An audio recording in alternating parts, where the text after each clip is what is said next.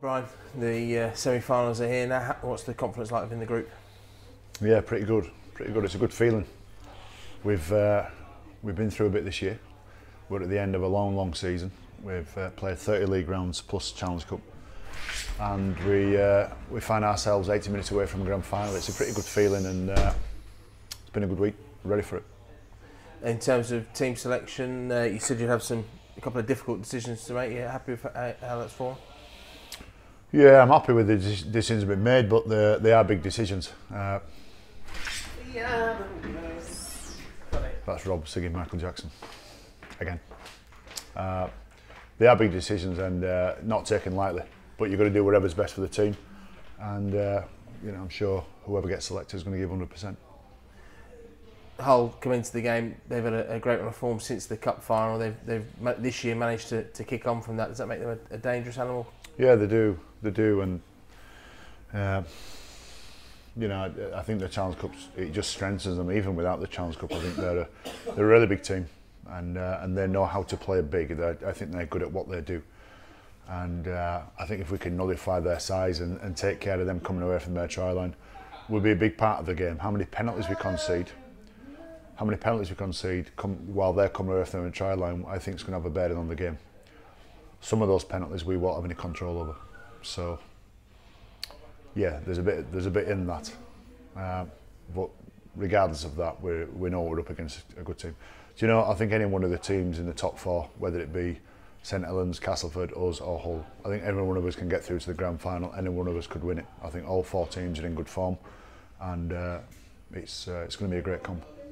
The last time we played Hull here, it was obviously the week after Wembley, and it was almost needs must from Hull, where they frustrated us, and the game was a very scrappy game. Do you see Friday night being different from that? I hope so. I really do hope so. And Lee Radford admitted in the press afterwards that they needed to make that a scrappy game. They didn't have the energy. Now it's a different kettle of fish now, and they've got a bit more energy about them. They'll play a bit more open. They'll let their guard down a bit to enable them to attack more. But yeah, I hope it's a faster game. I hope it's a bit more of an open game than what it was last time. Certainly didn't suit us. It'll be Gareth Ellis' last game at Headingley before he retires at the end of the season. Obviously done it all with the Rhinos earlier in his career, and then over in Australia. How highly do you rate him as an individual? Right up there.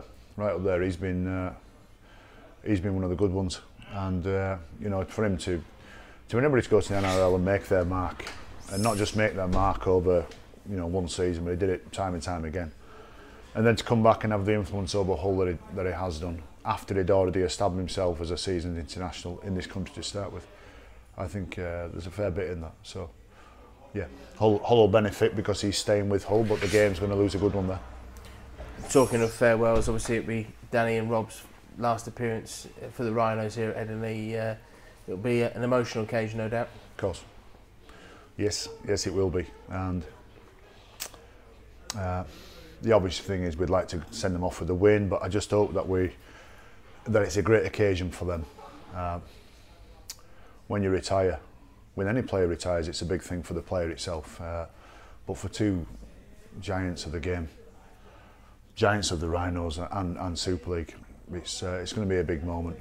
This equals, in terms of how big this is equally as big as when Jamie Peacock and Kevin Sinfield retired, and Kylie Luluai. So, we all know how that story ended. Let's hope so. And in terms of their contribution to the club, having come through the academy ranks and achieve what they've done, it would be fitting if we could make the season last one more week. Yeah, for sure, it would be, and that I think that's there without us mentioning that too much, and we don't need to bang the drum about that within the players. They all know what sort of how special this week can be, and if we get through to next week, it's just a brilliant week with the ingredient of everybody wanting to do it for them too. It just might be, again, as I said last time I was in this situation, it might be just that added ingredient that gets us through. What we lose with those two players is not just two very good players, and not even two very good people, but two brilliant clubmen who, as you just mentioned there, came through the academy, and they've just give their all to the club.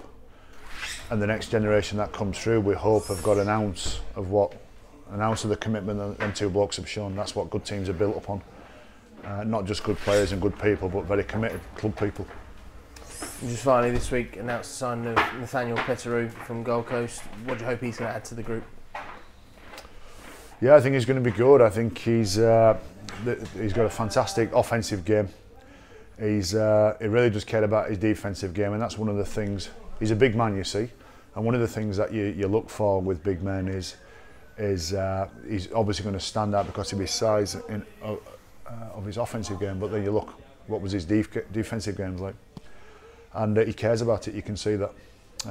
He's still very young in his career, and his best years are to come. And what I got on the phone with him after a couple of phone calls, just how committed he is already. And you rarely speak to anybody overseas who's done the research, done the homework, has the knowledge of us, and commits so readily as he has. He's quite refreshing to speak to, actually. And good judges over in the NRL see him as a player who's on the brink of kicking on to his best rugby. How important is it to get a player just on the cusp of that? Well, he knows, and that's the exciting thing. He knows that he's on the cusp of it as well, and he knows that the best years are in front of him, and he wants to spend those best years with us. I told him that there are going to be some tough times, and there's going to be some moments where things aren't going too well for him. But without dismissing it, he almost brushed that aside and says, "I know, but I'm keen to come, and I'm keen to improve." He's really keen to learn. He's not bringing a package over here, and I think everybody needs to hear this. He's not bringing a package over here and saying, "Look what I can provide for the Rhinos." He's coming over here to learn, to improve, to get even better. And we rate him as a good player already, so it's quite exciting about what he might do for us over the next 2-3 seasons.